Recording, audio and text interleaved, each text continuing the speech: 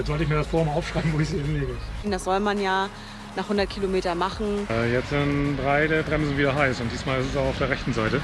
So können wir halt nicht weiterfahren, das geht nicht. Im Prinzip übe ich jetzt eigentlich damit umzugehen. Unser Wohnmobil sieht so klein aus, aber es ist dann doch richtig viel Platz da drin, um Sachen zu verlieren. Die richtigen Bremsen sind eigentlich nur Notbremsen, dass wir irgendwie weiterfahren können. So, jetzt kommt der Moment, wo ich die Trommel abnehme. Oh Mann ey, hoffentlich ist das nicht so schlimm. Wir sind Yvonne und Nikolas. Reisen ist unser Leben. Unsere Jobs haben wir gekündigt, um etwas völlig Neues zu beginnen. Als digitale Nomaden wollen wir in unserem Expeditionsmobil die Welt bereisen. Komm mit und begleite uns auf unserem Weg.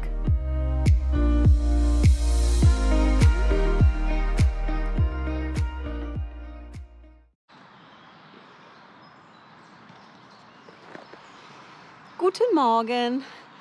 Schön, dass ihr wieder eingeschaltet habt. So standen wir jetzt die letzten 2 Nächte hier in Braunfels und haben uns ja das Schloss angeguckt. Und wir wurden heute Morgen vom Ordnungsamt ganz nett, also wirklich super, super nett, aufgefordert, den Platz dann heute auch zu verlassen. Das machen wir auch und ja, wir fahren ja weiter Richtung Werkstatt. Und auf dem Weg dahin wollen wir uns aber noch was anderes angucken, also wollen die Fahrt auch ein bisschen nutzen. Bevor es aber weitergeht, werden wir die Radmutter noch einmal festziehen. Das soll man ja nach 100 Kilometer machen, wenn das Rad runter war. Und das werden wir erstmal noch mal machen, bevor es jetzt losgeht.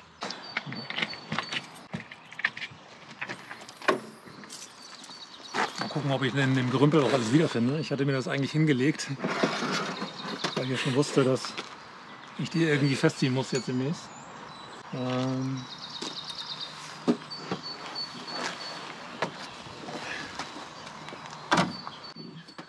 ist nicht so einfach. Erstmal für die Zuschauer, was suchst du da überhaupt? Ich suche gerade den, also was heißt suchen? Ich versuche gerade den Drehmomentschlüssel rauszukriegen, Okay. den ich eigentlich dachte, so hingelegt zu haben, dass ich ihn leicht rauskriege, aber ich brauche die Leiter.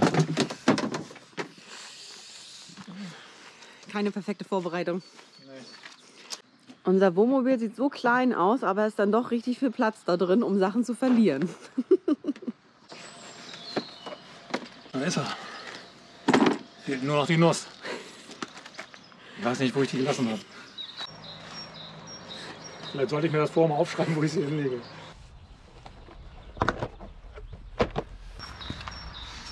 Das ist jetzt der Drehmomentschlüssel mit 1 Zoll. Der kann bis 980 Newtonmeter von 140. Also für diejenigen, die sich dafür interessieren und den vielleicht kaufen wollen, der ist günstig zu kriegen, im Gegensatz zu den anderen, die da draußen sind.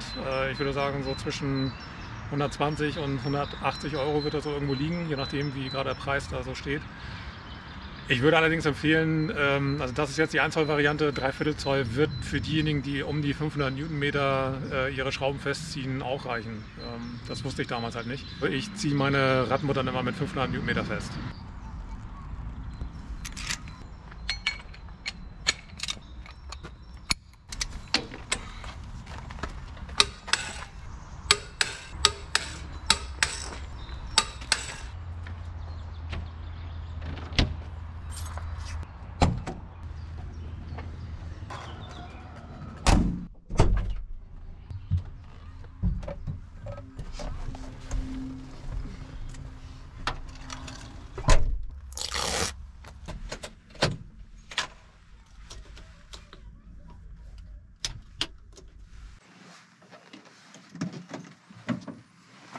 Jetzt heißt warten. Ein bisschen braucht er ja immer. Also ich könnte ihn auch gleich starten, aber dann würden wir hier alles vernebeln. Es ist besser, den vorglühen zu lassen, dann verbrennt er sauberer.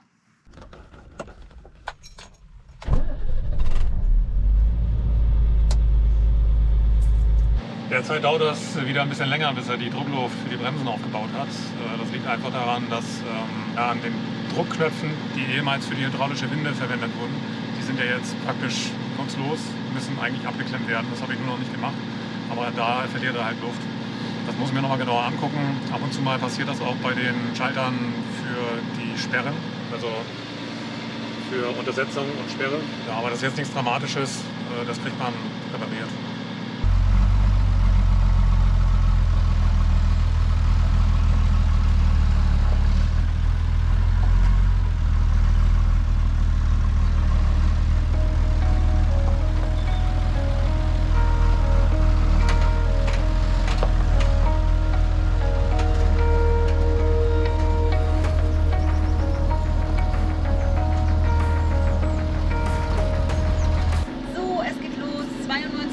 Wenn wir jetzt fahren zu unserem nächsten Ziel.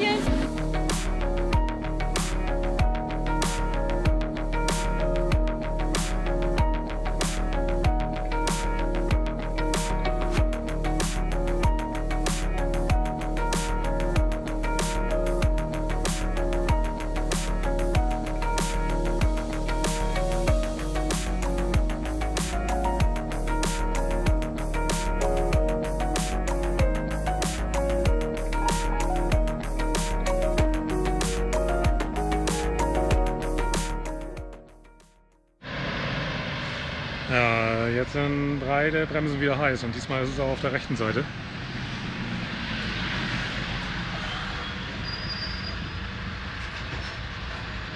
Keine Ahnung, was da jetzt gerade qualmt. Ich hoffe nicht, dass das Bremsflüssigkeit ist oder noch schlimmer, das Getriebeöl aus den Außenplaneten. Ich werde jetzt Oliver, wir werden jetzt gleich nochmal telefonieren, er wird sich mich zurückrufen, weil er gerade unterwegs ist, und dann werden wir das einmal absprechen, dass wir dann jetzt direkt hinkommen.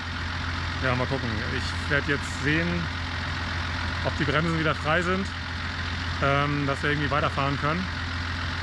Im Moment sind sie ziemlich heiß, aber sie scheinen, also der LKW rollt, sie scheinen auch wieder frei zu sein. Also bin mir gerade nicht sicher. Also jetzt Planänderung, wir machen keinen Zwischenstopp mehr, sondern wir werden jetzt direkt in die Werkstatt fahren. Weil so können wir halt nicht weiterfahren, das geht nicht. Probefahrt machen wir schlecht hier kann man gar nicht um die Runde fahren. Wir haben das abgesperrt. Wir haben jetzt gerade mit Oliver gesprochen. Wir fahren jetzt direkt zur Werkstatt. Das sind jetzt nochmal so 3 Stunden. Eben gerade sind wir nochmal eine kurze Strecke gefahren. Sah so aus, als ob die Bremsen jetzt wieder frei sind.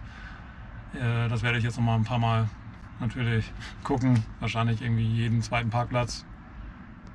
Parkplatz einmal prüfen, ob alles in Ordnung ist.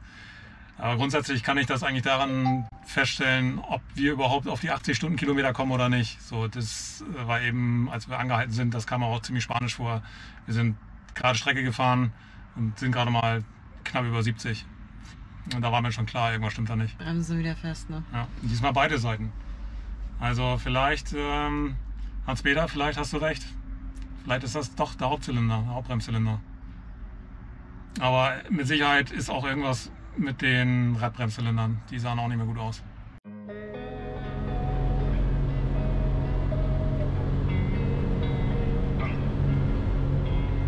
Losing time, I'm fading fast. I just wanna make it last. Try to let go of the past. I close my eyes, embrace the blast. Sleepless nights and headache stack. Restlessness to hell. Wir sind jetzt ein paar Mal angehalten auf den Raststätten. Die Bremsen sind jetzt frei, werden auch nicht wieder heißer. Momentan bremse ich rein mit der Motorbremse. Ja, im Prinzip übe ich jetzt eigentlich damit umzugehen gerade. Also man kann den LKW auch anhalten mit Motorbremse, indem man halt immer weiter den Gang runterschaltet, bis man mit dem ersten ist. Und dann hält er dann irgendwann an, weil dann ist er im ersten Gang und hat keinen Sprit mehr und geht aus. Irgendwer hat mir auch mal gesagt, die richtigen Bremsen sind eigentlich nur Notbremsen, also Bremsen für den Notfall. Ein richtiger Trucker, der bremst nur mit Motorbremse. Okay. Weiter geht's. Weiter geht's. Zur nächsten Raststätte. Ja. And sometimes you just gotta believe there's something that'll give you relief. There's something that'll have what you need, what you need. We're broken, it's tragic, we're not all elastic, but maybe there's magic. Believe you could have it, and I know of sadness. Bremsencheck die 6. Ja, irgendwie so. 5. oder 6. Sonnenbrille, ganz wichtig.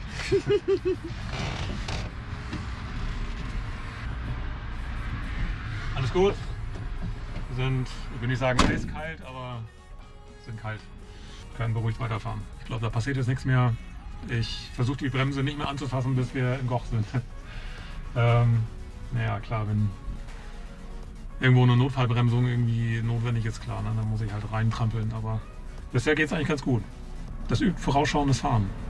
Anxious and panic, the infinite vastness of all that is blackness. So tell me, oh, will you believe?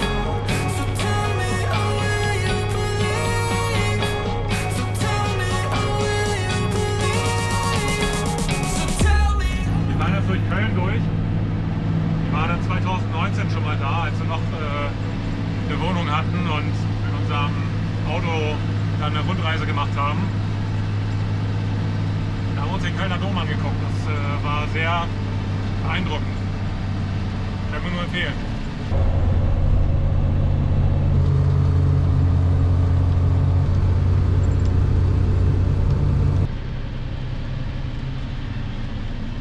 Der Stau ist natürlich jetzt ungünstig. Da muss ich die Bremsen natürlich irgendwie benutzen. Ich hoffe aber, dadurch, dass ich jetzt hier nur ganz leicht auf die Bremsen gehe, dass es alles in Ordnung ist, dass die jetzt nicht wieder festgeht. Hinter Köln werden wir nochmal auf dem Parkplatz fahren. Die Straße mitten durch Köln führt durch eine Brücke durch, die nur 3,60 Meter Maximalhöhe hat. Da mussten wir jetzt drehen. Wir wissen jetzt noch nicht, wie wir jetzt irgendwie hier weiterkommen. Wir müssen uns erstmal irgendwo einen Parkplatz suchen und dann die Route neu planen. Ist natürlich doof, wenn man kein Navi hat, wo man dann halt die Maximalhöhe und halt diese Beschränkung, die man halt mit dem LKW eingeben kann. Das wird sich hoffentlich dann in nächster Zeit auch ändern.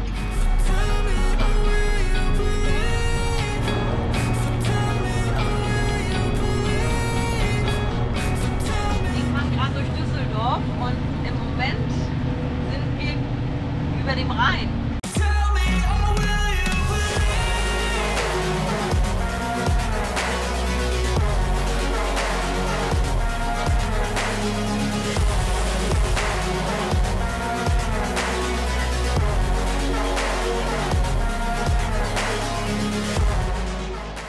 Wir sind jetzt hier in Goch angekommen bei der Werkstatt. Es war echt ein mega anstrengender Tag. Sehr viel gefahren, sehr viel Aufregung gehabt auf der Autobahn. Aber wir sind gut angekommen. Ja, jetzt sind wir hier in der Werkstatt. Hier werden wir einige Tage zubringen und hier wird dann hoffentlich unserem Problem mit den festen Bremsen auf den Grund gegangen. Ja, wir werden heute nicht mehr viel machen, Füße hochlegen und dann geht's morgen weiter. Die Bremsen haben ja gequalmt auf der Autobahn, auf der ersten Raststätte, und das ist so ein Hinweis darauf, dass da vielleicht wieder Öl in der Trommel ist. Das gucke ich mir jetzt erstmal an und nimmt nochmal alles ab.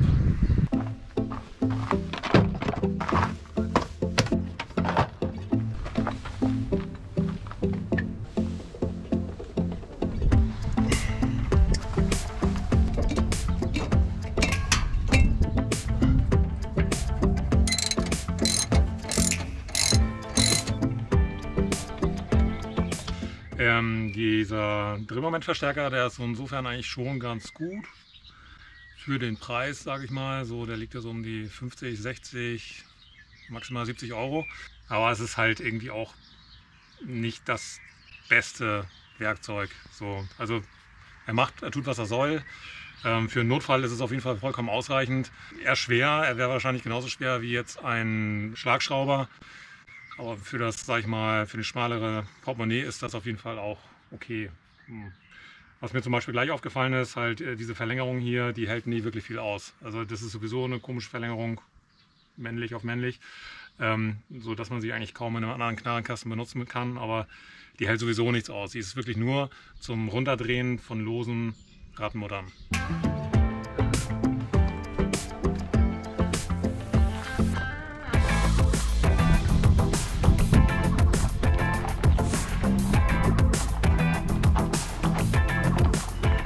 Macht den Meister, ne?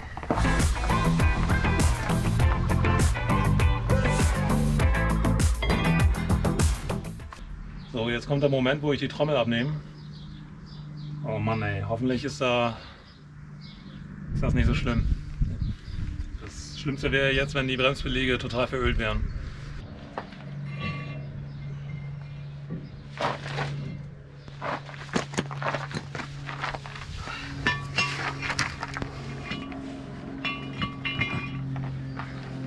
Okay.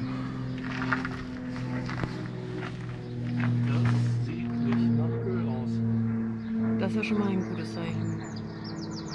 Aber nach verglasten Bremsbelägen. Also ich weiß nicht, ob man das gut sehen kann. Das ist jetzt natürlich vom Licht her, aber hier glänzt der Bremsbelag. Und ja gut, das kriegt man hoffentlich mit ein bisschen Anschleifen wieder hin. Aber Öl ist nicht drin.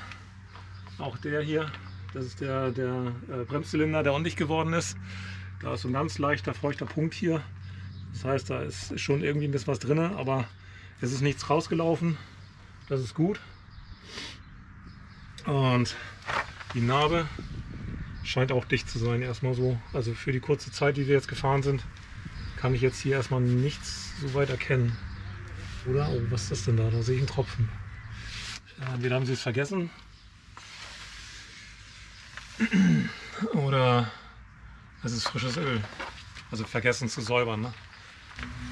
Und zu sehen ist jetzt erstmal so nichts, dass es jetzt groß rausgeschwitzt hat während der 300 Kilometer, die wir gefahren sind.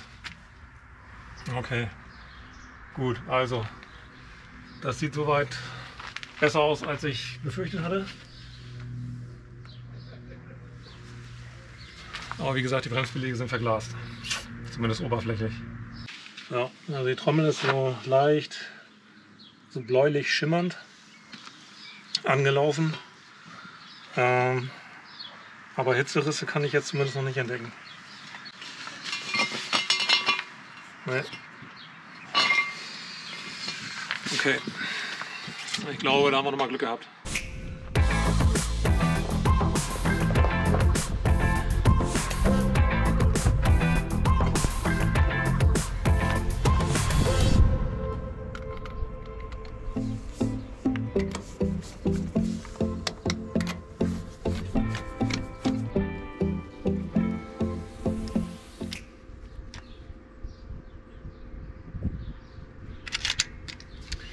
Es gab ja viele Kommentare von euch zu dem Drehmomentverstärker, also hilfreiche Kommentare. Das möchte ich auch ganz gerne an die Community zurückgeben. Also für diejenigen, die natürlich jetzt sich nicht alle Kommentare durchlesen, das werden wahrscheinlich die meisten sein, ist ja doch auch recht viel. Mir wurde halt gesagt, dass der Drehmomentverstärker nicht zum Lösen der Radmuttern benutzt werden soll. Ich habe auch nochmal nachgelesen, in der Anleitung steht drin, dass das nicht gemacht werden soll. Was ein bisschen komisch ist bei dem Drehmomentverstärker, weil man kann ihn halt für beide Seiten benutzen. Er hat halt hier eine Umschaltung. Das Drehmoment wirkt aber nur auf Rechtsgewinde, das heißt nur zum Festziehen. Warum es dann letztendlich die Möglichkeit gibt, ihn auf die andere Seite zu schalten, könnte möglicherweise das sein, dass man das benutzt, um dann die Nuss richtig einzustellen, damit man auf die Mutter raufkommt. Naja, wie auch immer. Ein weiterer Tipp war, den Drehmomentverstärker immer gelöst, also nie auf Spannung wieder einpacken. Ihm also immer wieder neu einstellen auf das richtige Drehmoment und nach Benutzung dann entsprechend wieder auf 0 runterstellen.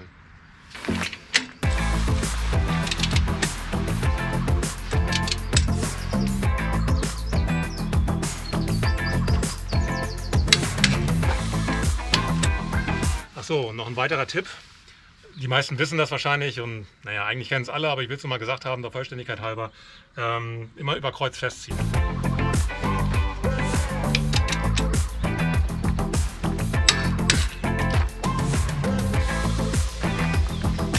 Ich ziehe meine Radmuttern immer mit 500 Newtonmeter fest. Laut Bedienungsanleitung steht sogar weniger drin, ich meine irgendwie 450 mit einer Toleranz von 50 Newtonmeter.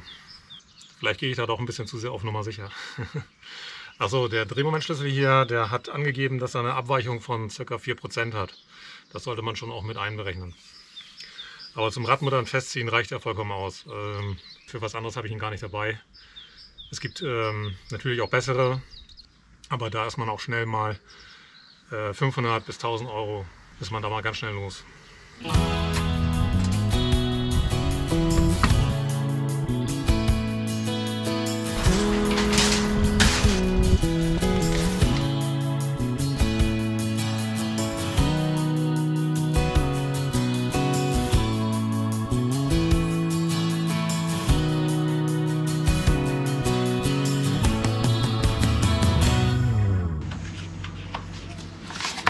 Die letzten Bio-Eier.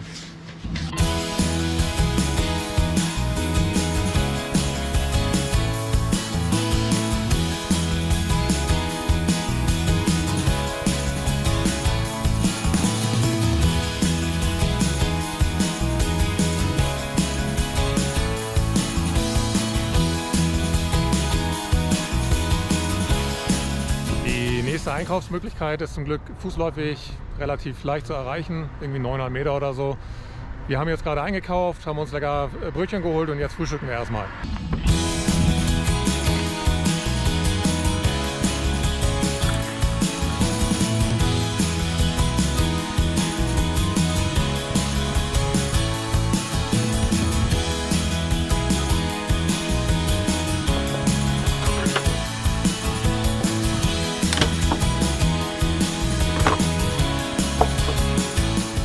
Es ist ja 20 nach 11 und das ist so unsere typische Frühstückszeit.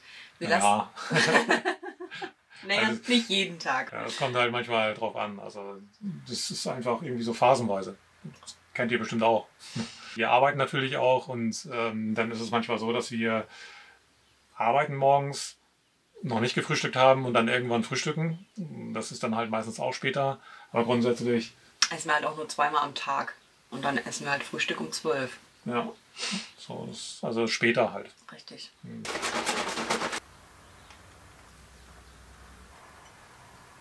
Willst du dann haben? Nee, ich esse heute Eiersalat und Geflügel. Den haben wir jetzt nur noch Toskana. Also hier ist Eiersalat und Geflügelsalat. Genau, Eiersalat nehme ich auch. Ist hier kalt? Soll ich die Tür mal zumachen? Wie es geht.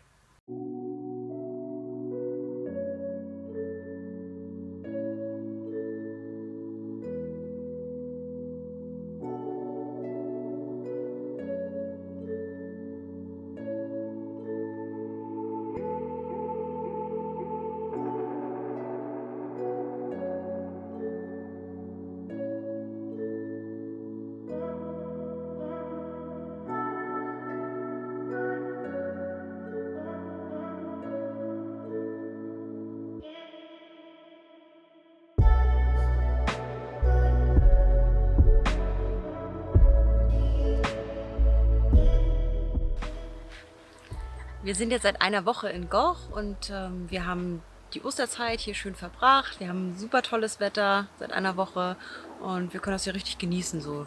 Ja, wir müssen jetzt auf die Reparatur noch warten, bis Oliver Zeit hat. Von daher wird jetzt nicht so viel passieren in diesen Tagen, was wir euch dann auch so zeigen können. Auch hier haben wir bis jetzt noch nicht so viel gefunden, was wir zeigen können. Aber wir haben uns da was überlegt für das kommende Video. Genau, und da wollen wir uns einmal euch richtig vorstellen, weil das haben wir bisher noch nicht gemacht und das wird im nächsten Video passieren. Ja, wir hoffen, euch gefällt das, ihr habt da Interesse dran. Und natürlich hoffen wir auch, dass euch dieses Video gefallen hat. Wenn das so ist, dann lasst uns gerne einen Daumen da, abonniert unseren Kanal kostenlos, wenn ihr das noch nicht getan habt. Schreibt was in die Kommentare. Genau, das hilft dem YouTube-Algorithmus, dass er uns findet und dass er uns dann auch anderen vorschlägt, dass uns dann auch andere finden. Und ansonsten sehen wir uns nächsten Sonntag wieder. Bis nächsten Sonntag.